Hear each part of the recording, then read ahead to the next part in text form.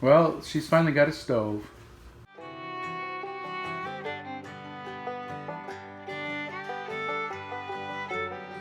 We got that Instant Pot back there, which has been a lifesaver. This stove here is temporary. We want to get an old vintage stove from the 1930s, and we want that to be a centerpiece in here. We got the sink already, as you can see, where she's using. Do you like that sink? Yeah, but we haven't had a stove. We haven't had a stove just for a couple months. So maybe about 5-6 months. Yeah. Half a year. Not bad. Half a year. And we got the Instant Pot, what, maybe 3 or 4 months ago? Yep, probably. So we didn't have anything to cook on here for several months. Yeah, we just made sandwiches or something. We lived out of a cooler. Yeah. We didn't have a fridge in here either for a while. That. But things are coming together. Slowly but slow. This is what it's like cooking in a kitchen when we're completely under construction. Drywall and all. Yep. Oh, that rhymed. Look, I've got our Korean radishes. And I'm going to make some cubed radish kimchi that's going to be spicy. And then I took out some beef because we're going to make beef rice cake soup. So Korean rice cake soup with beef. So I'm going to let this thaw and I'm going to chop it up and then I'm going to make some rice cake. But right now, I need to peel these and I'm going to put them in here and I'm going to start the kimchi.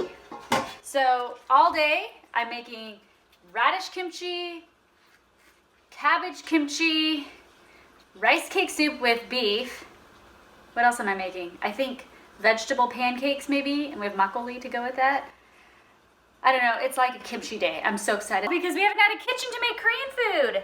So I'm peeling all this right now and we're gonna get this going. It's gonna be delicious, man, delicious. And then we'll let it ferment, but we can eat it fresh today too, and the rest will ferment. How gross do I look without makeup? How's your sink? Isn't this a cool sink? Yeah.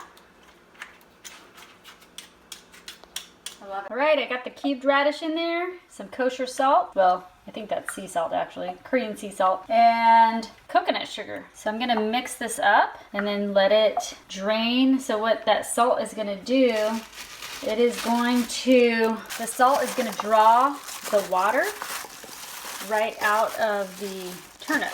So the radish, these are Korean radishes or turnip, whatever you wanna call them.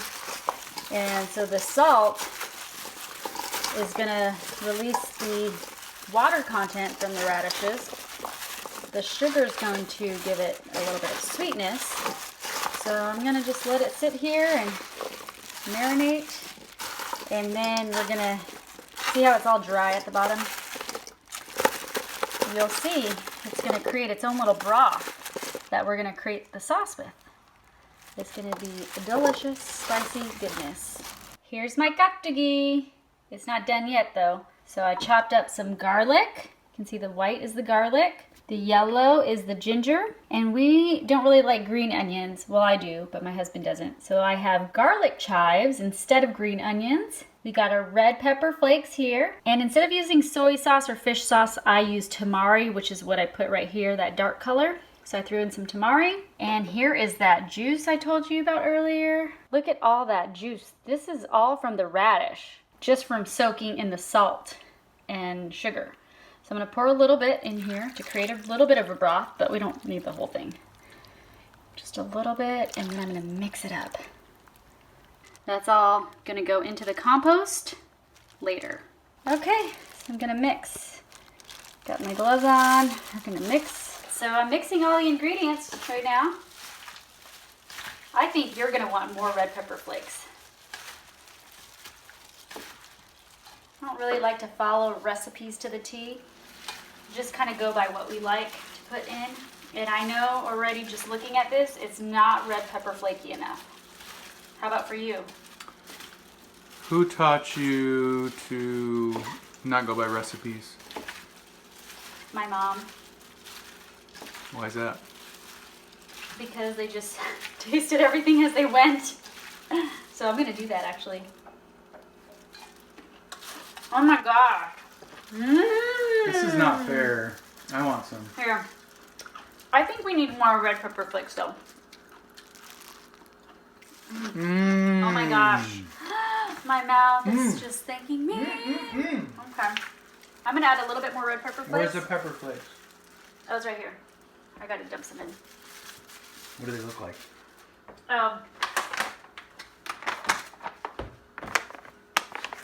Here's the little label. So I'm gonna throw some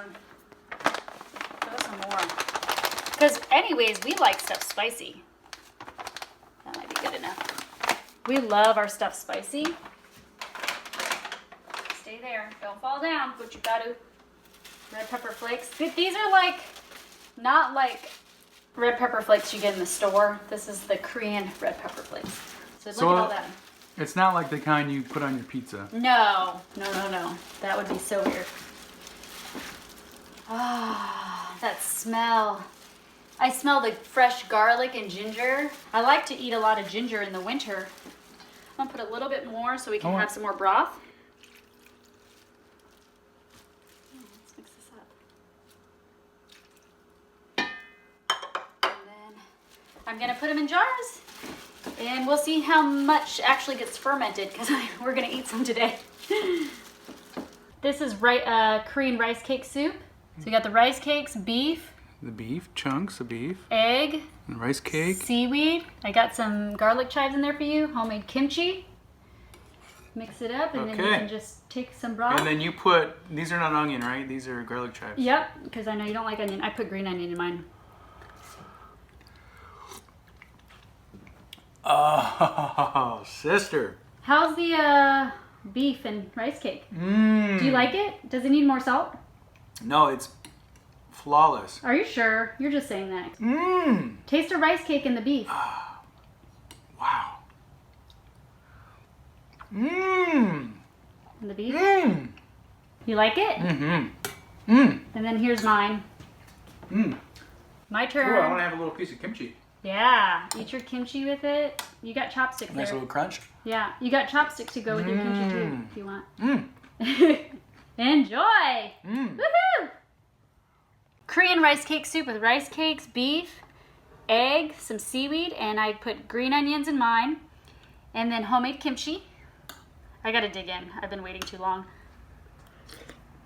Oh my gosh, you're right. It is really perfect. Yeah. And the seaweed gives it another, texture and saltiness to it. I gotta eat now. Try kimchi. Oh my gosh. Thank you, Lord Jesus. Yes. Hi, look at our gaktegi. See, we got our cubed radish kimchi. It's all ready. Our spicy Korean radish kimchi. Now we're gonna let this ferment here. And come over here. Look at all my Napa cabbages. I got 4 of them. 4 Napa cabbages. Now I'm gonna make cabbage kimchi. Traditional cabbage kimchi. So try to split it. Let's see. Let me see. I cut it like this. I'm gonna try to split it in half now. Like this. See that? Oh yeah. Woo! It sounds cool. Yep. And then I'm gonna split it right here. Quarter it a little bit. Not all the way. Like that. Soak it in some water. Is that salty? Not yet. I'm just gonna soak it in regular water. And then we're gonna do like a salty brine, like we did with the radish kimchi. So look at all this cabbage. It's all split in half. 4 Napa cabbages. And I soaked it in water. And look at this bowl. Can you see all that salt? Now I'm gonna salt it. So I'm gonna grab 1 head, or a half a head, bring it over here. And then I'm gonna take my salt right here. And then I'm just gonna salt each of them like this. As I peel up the layers. Putting salt, grab some more. So I'm gonna do this for all of the cabbages. And again, like the radish, this salt is gonna draw all the water out of the cabbage leaves. So we wanna draw as much water out of them. And that's what the salt is going to do. So now I'm just gonna salt all the cabbages.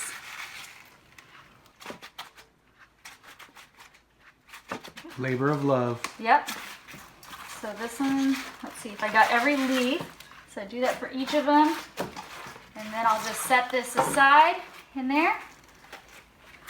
And move on to the next. And I'll just do that for each of them.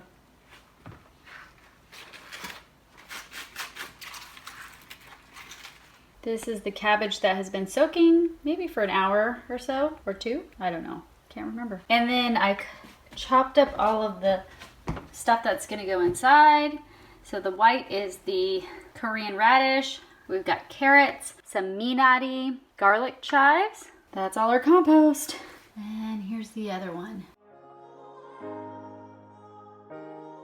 Here is the Napa cabbage. It's all salted, rinsed, and drained. So I'm going to be putting them in these glass jars. After I put some of this on there, the kimchi paste. Oh, it smells so good. How is this kimchi paste? Oh, that's delicious. I just ate a piece of turnip. So this is homemade kimchi paste right here. Look at that. Oh my gosh. It is. Heavenly. Wow. Woo! And it's spicy. That's really spicy. All those veggies in there. So now I'm going to take each one of these, you know, just start with this one. Throw it on top. And we get to paint. And I'm just going to do this layer by layer in each one. So see, I got this, kind of lifting up the layers, throwing in some of the paste. Whew, we got a lot of paste, so, but we got a lot of cabbage too. So I'm going to go here and just layer each section. Put a little bit of the veggies in each section. Oh. And I got fresh rice brewing in the background, so we're going to have some fresh kimchi with some fresh rice. Ah, like this. Keeping an eye on the stove. But I'll show you how I wrap it. So this one's got a good amount of coating on there. Do some people not wear gloves? I think most people do, but they wear those pink gloves, What's which are the better. reason for gloves? Because this will stain your hands. All this kimchi paste, this is gonna stain your hands, man. I should wear the pink gloves, which would stay on better. So there we go. Like that. Wrap it up. Just like that. I think I might switch to my other gloves. And then I'm gonna throw it in this jar. So now I'm gonna take this, I'm gonna put it right in here, into the corner, just like that. Press it down, no air, and it's right in there, and I'm just gonna keep layering until I fill them up. All right, I changed my gloves. Usually the Ajumas, you'll see them wearing these pink gloves. Much, much easier. So Ajima, what's that? like older lady. Like an older Korean lady, which I probably fall in that category now. So do you see the two in there? Do you see the two? I do. Okay, so now I'm gonna keep going. I think I have so much in here that I can just put more paste. I was kind of being like not putting so much in the other ones because I wasn't sure, but look at how much paste there is. So I think I'm gonna be more generous, which I should have with those others, but we have so much, so I don't want this left over. And then it'll marinate in there. Yeah. So see, I got more in here. Put some more on the sides. Just coating it with a ton of the paste.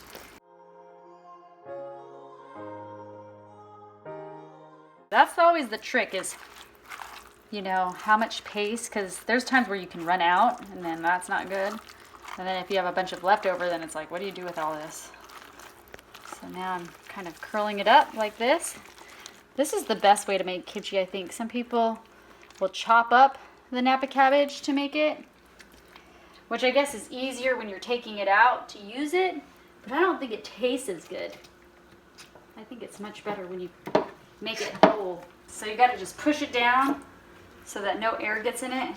There we go. Just keep building the layers.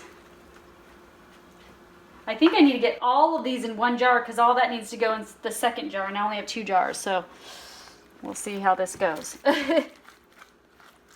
It's been almost 24 hours since I made this, almost, and I just took the lid off, or you just took the lid off, and oh, it smells so fresh. And I'm pushing it down, and I see bubbles, so looks like it's fermenting. I'm gonna give it until the morning though. I'm gonna leave it out. I want it to ferment a little bit more. And then here's the next one. I'm just opening it. See that? All right. Look at that. See, it kind of formed its own natural juices. See that? And push that down. Yeah. It's really starting to ferment. Ooh, yummy. I like it when it's fermented and sour, and some fermented sour cold kimchi. Mmm. Woo! Sweet, sour, salty, spicy. Let me check this one. All right, that's the radish kimchi, gakdugi. Push this one down. Ooh, look at all those bubbles.